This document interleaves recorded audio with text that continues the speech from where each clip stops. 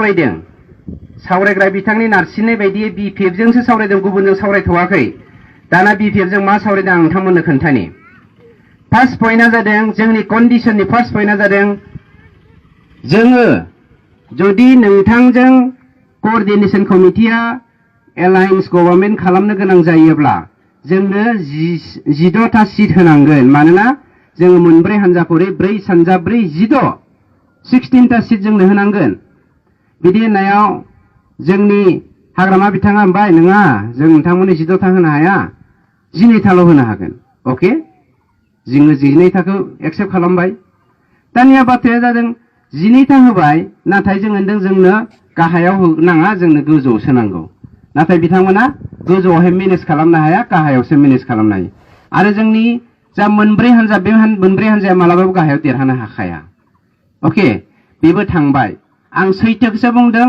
असैथोखौ माबाबो बुङाखै जोङो BPF जों मा सावरायदोंमोन बेखौसो बुंगासिनो दङ नैथियाव होनबाय हाग्रामा बिथांखौ जुदि जोङो नोंथांजों एलायन्स सरकार दायोब्ला मोनब्रै हानजाया जों देरहानानै अब्ला बे एलायन्स सरकार दानाय टाइमाव जोङो मोनसे डिमान्ड खालामनो नागिरदों कन्डिशन बे कन्डिशना जादों जोंनो चिफ नङाबा डिपुटि चिफखौ होनांगोन हाग्रामा बिथाङा डाइरेक्ट होनदों है डिपुटि चिफ आरो चिफखौलाय मानो नोंसोरनो नांगौ नोंसोरनो आं मोजां मोजां डिपार्टमेन्टनि EM होगोन होननानै बुंबाय बेबो थांबाय अब्लाबो जोंबो नाबो होनाखै औबो होनाखै जों जास्ट खोनासंदोंल' जोंनि सोंनायखौ थामथियाव होनबाय जोंहा गोबां केसफोर दङ 69था जोंनि केडारफोरा लिडारफोरा हायेनास केस जानानै दङ जायफ्रा दिनै जेलाव दङ माखासे जेलबो गैया जेरावबो थांथ'वाखै बे 69थानि गेजेराव बांसिनानो जिउ जोबजासे साजा होजानायनि आरो खायसे खायसेया फासि होजानायनि साजा डिक्लेयार होजानानै दंखायो जोङो जुदि नोंथांजों एलायन्स सरकार दानानै एलायन्स खालामनानै गभर्नमेन्ट दायोब्ला नोंथाङा बे केसनि सायावहाय माबायदि रेसपन्स होगोन थामहिनबा नोंथांनि थांखिया मा बख'नायनि राहा लामाया होननायाव बियो होनबाय आंखौ गभर्नमेन्टआ होग्रोदोब्रा 21टा देरा होग्रोदो बिनि उनाव जों सावरायलायनोसै ज'नो होनदों दानिया गुबै बाथ्राया जादों जों जुदि एलायन्स गभर्नमेन्ट दायोब्ला बिथाङा मा मावगोन जोंनि केसनि सायावहाय बेखौ जोङो रोखा मोननो लुबैनाय बिथांनि कुइसननि एन्साराव मोनसेबो रोखाथि गैयामोन अके बेबो थांबाय जों बेखौबो सिरियैनो खोनासंबाय येस न' जों जेबो बुङाखिसै दानिया 4 नाम्बार कुइसना जादों बेखौ जोंनि धीरेन ग्रुप बिथांनि लोगो नेहाथारि लोगो आफादगिरि बिथांनि नामा मा नाम मोनलाय फैलाव बिथाङा सोंदों आरो आच्छा सार जोंथ' मोनब्रै हानजाजों इउनाइट जाबाय दानिया जों जुदि खावलायो नोंथांमोनखौबो प्रमद बर' आरो नोंथांखौबो इउनाइट जाहोनानै नोंथाङा मा बुङो बेयाव बिथाङा होनबाय आं प्रमद बर'खौ माब्लाबानिफ्रायनो BPF आव हाबहोखादोंलै बिथाङासो हाबाखै होनबाय दाना कुइसना जादों इउनिफिकेशना सोरनिबा खाथियाव मार्चआप जानायनि नङा इउनिफिकेशना जादों मोनसे साथानि सिङावनो ज'यै गावबा गाव गसंनानै खौसेथि मावलांनाय बेखौ बेनि मेइन उद्देश्यआ जादों सिट शेयारिं खालामलायनानै जों गावजों गाव नांलायालासेनो उइदाउट कन्टेस्ट देरहानो हायो नामा बे राहा लामाखौ लानानैसो जोङो खौसेथिनि बाथ्राखौ बुंदोंमोन खौसेथिनि जा बाथ्रा जा थांखि बेबो फैमाल जाबाय बयनिख्रुइ इन्टारेस्टिं कुइसना बेखौबो आं खालामदों बे कुइसनखौ जों सिलिगुरियाव खालामदोंमोन बे समनिफ्राय फैनायावनो आं लामायाव एक्सिडेन्ट जाफैदों लास्ट कुइसन एबा 5 नाम्बार कुइसना जादों थांनाय 34 बोसोर जोंनि NDBनि सोमावसारनायावहाय गोबां मुंख्लं जानाय गोबां गादब जानाय सोबख' जानाय इक'नमिकेलि आरो जोंनि सोमावसारनायाव बुग्लिजानाय जेल जोबजानाय आरो सोरबा गावनानै खुनिया खाना फुजा लेंग्रा जानानै थानाय सुबुंफोरखौ जोङो पार्मानेन्ट मोनसे रिहेबिलिटेसन होनो थाखाय जब क्रिएशन खालामनो नागिरो 15,000 जब 15,000 साख्रि मानोना जोंनि जा एकर्ड बे एकर्डनि दफा बायदियै second grade third grade 4 grade पस्टखौ क्रिएट खालामनानै साख्रि होनो हानाय जोंहा गोहो दङ। जाय गोहोआ इउनियन टेरिटरिनि सिङावल' थायो। बेखौ इउटिआर एकर्डनि दारै मोननो हादों। बिटिसि एकर्डनि दारै 4 ग्रेडखौबो फुल फ्लेजेड साख्रि होनो हानाय मोन्थाय गैयामोन। नाथाय बिटिआर एकर्डनि दारै 2nd grade, 3rd grade, 4th grade मोनथाम ग्रेडनि पस्ट क्रिएट खालामनानै जों साख्रि होनो हायो। जेरावहाय जोङो साख्रिखौनो होनो हाखायो पस्ट क्रिएट खालामनानै। दाना कुइसना जादों 15,000 पस्ट क्रिएट खालामनानै बै साहा ओनसोलनि थाखाय जाय ओनसोला जोंनि एनडिबिनि सोमावसारनायनि दारै गोग्लैसोनानै दङ बिथांमोननो इन्टारभिउ होनाङालासिनो गरसे फैसा होनाङालासिनो जोङो साख्रि होनो थाखाय मोनसे थांखि दैखांदों।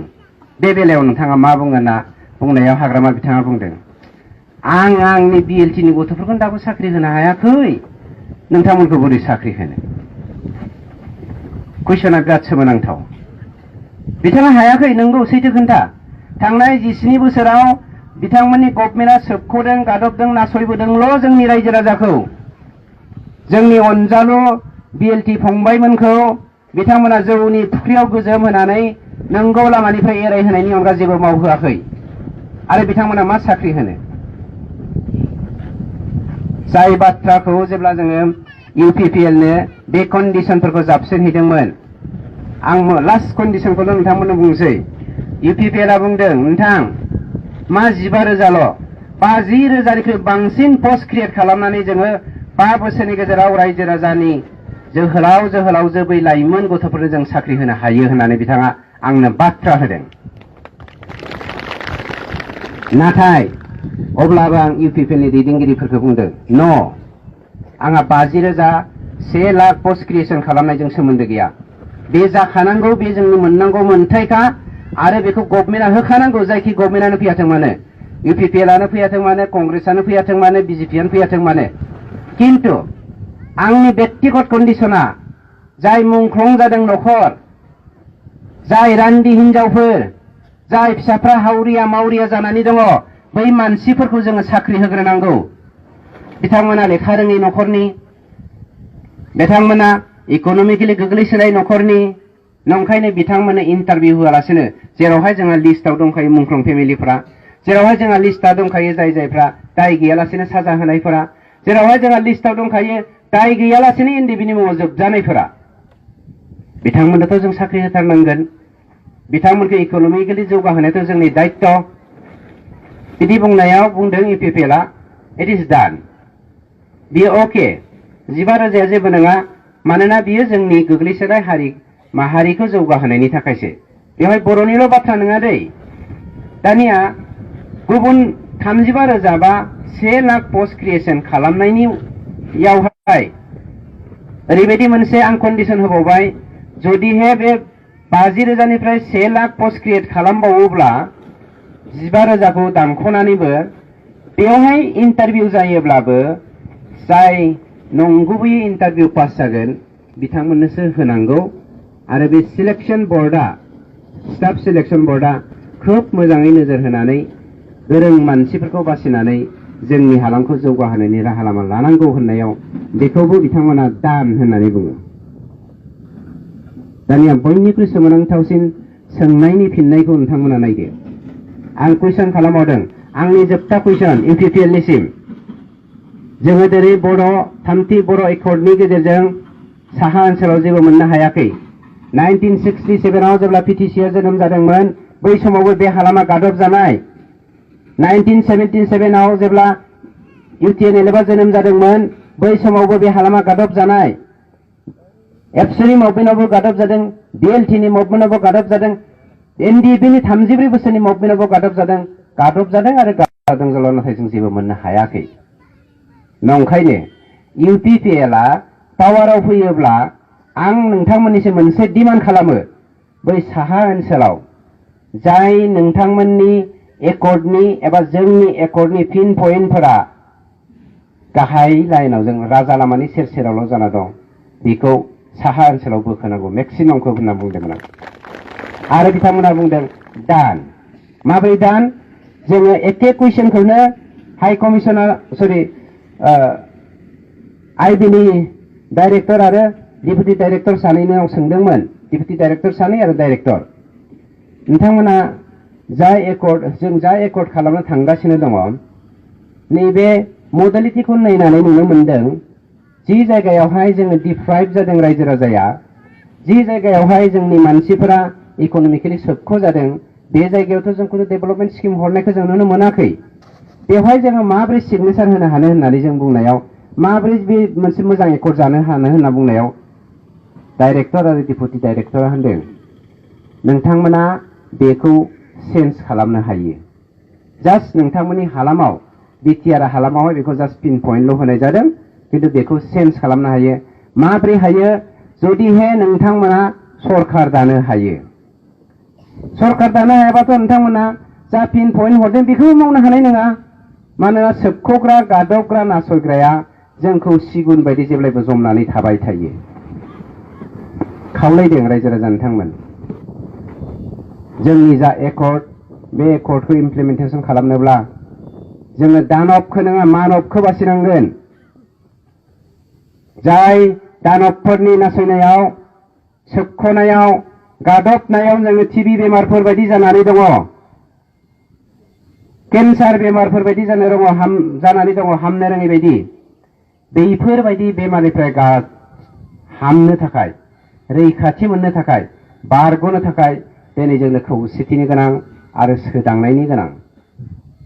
परिबर्तन फैयाब्ला नोंथांमोना बै बेमारनिफ्राय मालाबाबो परित्रान मोननो हानाय नङा एबा बारग'नो हानाय नङा।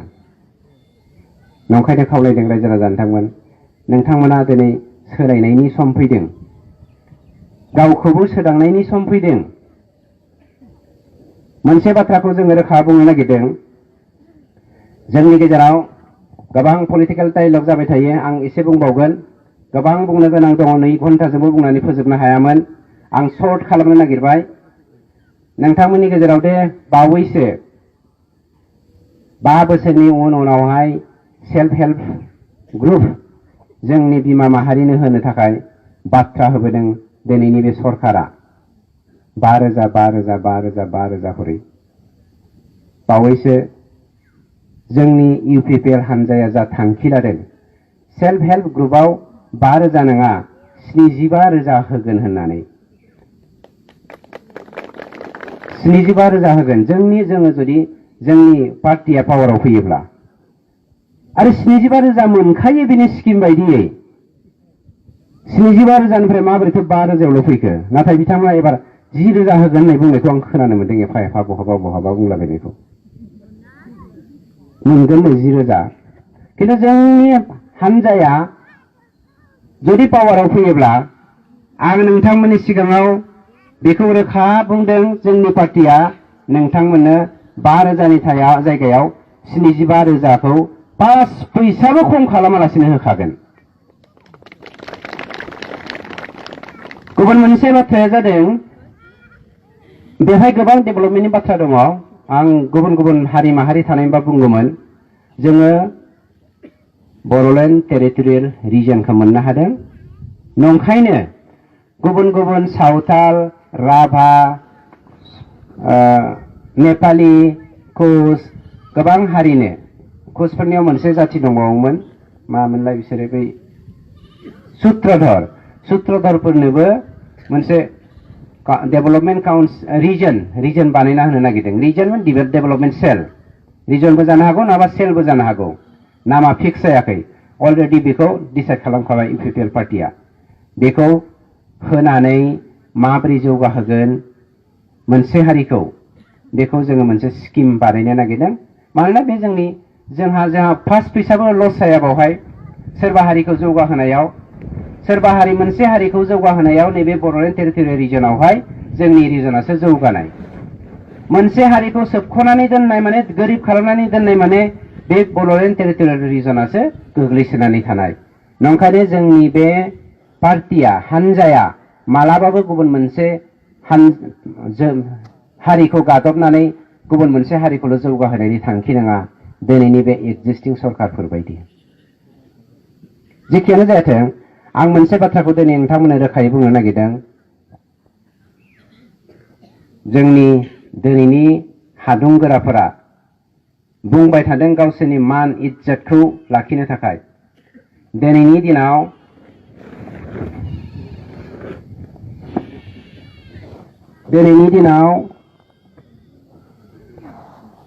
जा सरकारा बाथ्रा बुंगासिनो दङ, जोङो बिजेपिजों एलायन्स दं, बिजेपिजों एलायन्स दं होननानै, बेयो नंखाय राव।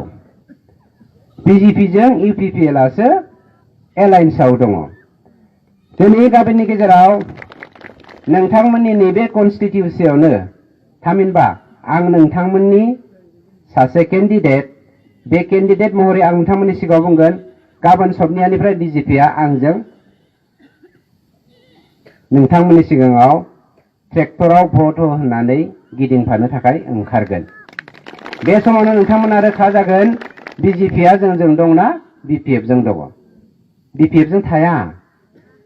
बिपिएफजों थानायमोनब्ला दाखालि बिपिएफनि दैदेनगिरिफ्रा जेब्ला अमित शाहखौ लोगो हमनो थांदोंमोन, खेबथाम एपइन्टमेन्ट लेटार बिदोंमोन, मोनाखै बिथाङा हाबनो। मानोना बिजेपिआ मिथिगौ बै सोबख'जानाय गादब जानाय बिटिसि हालामनि मानसिफोरा जौगाथायनि थाखाय एकर्ड खालामदों। गासैबो सोमावसारनायखौ फोजोबनानै बै एकर्ड खालामग्रा मानसिफोरानो बे बिटिआर हालामखौ जौगाहोनायनि थाखाय खुंथों होननानै जों सिङाव एलायन्स खालामदों। जिखियानो जायाथों, मोनसे बाथ्राखौ रोखा बुंनो नागिरदों, आं दहायबो बुंदों, जों दैदेनगिरिफोरा थफ्लासे थाखा, बथलसे जौ, खुरैसे बेदरनि धान्दा लानानै जोंनि सोमावसारनायनि फिथाइनिफ्राय एबा नंगौ लामानिफ्राय एरखेलांदोंब्लाबो आं रायजो राजा जोंनि बिमा माहारिखौ खावलायो, नोंथांमोना खौसे जा। नोंथांमोनाबो जोंबायदि खौसे जायाब्ला बै मुंख्लंनि सावा जोंनाव नांनायजों लोगोसे नोंथांमोनावबो नांगोन। बारग'नाय नङा। आं हले बेखौ बुङो, मुंख्लंनि सावनि थाखाय आंनि फिसा, आंनि फिसौफोरखौ खाना खुजा लेंग्रा जाजानो लुबैया मुंख्लंनि सावनि थाखाय। आरो नोंथांमोनाबो बेखौ दा लुबै। जेब्ला जोङो फैजेनदोंमोन खेमावहाय, दिग्लि खेमाव, सानै आइजोआ उन्दै उन्दै गथ' लानानै, फिसाइफ्रा गावथार जानायमोन बेस्राफोर, गाबै गाबै खावलायफैदोंमोन, आदा मा खालामनो, आंनि फिसायाबो थानायमोनब्ला नोंसोर बायदि ज' ज' बे समाव जों मिनि खुसि नोंसोरखौ बरायनो हागौमोन। उफाय गैया, आं मोदै गफानो गोनां जादोंमोन। बेफोरनि जा दाहा, बे दाहाखौ जों दिनै मानो बावगारखो? जाय बिसिया, जाय बिमाया, जाय बिब' बिनानावा बे फिथाइखौ मोननो थाखाय गावनि आंगोफोरनि जिउखौबो संहार खालामहोबाय, बोलि होबाय, साननैसो सोरनिबा थफ्लासे रां मोननायनि थाखाय, खुरैसे बेदर, बथलसे जौनि थाखायनो जों फानजानांबायना?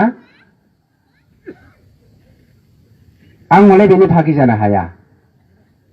नंखाय बाथ्रा बुंनानै सोंखारिनो हागौ। फैसा गैयैनि थाखाय आंलायनो म्यानमाराव एनडिबि जाहैदों। आंनो फैसा जासिदोंमोन बिथांमोना, आंखौ लांनो हाग्रानो 2 कौटि होगोन होननानै डिक्लेयार होदोंमोन। आंनो बेसे होगौमोन रायजो राजाफोर? सोमोनांथाव राव। आंखौ लांग्रानो 2 कौटि होनो नागिरदोंमोन। लासिंसिं राव बियो।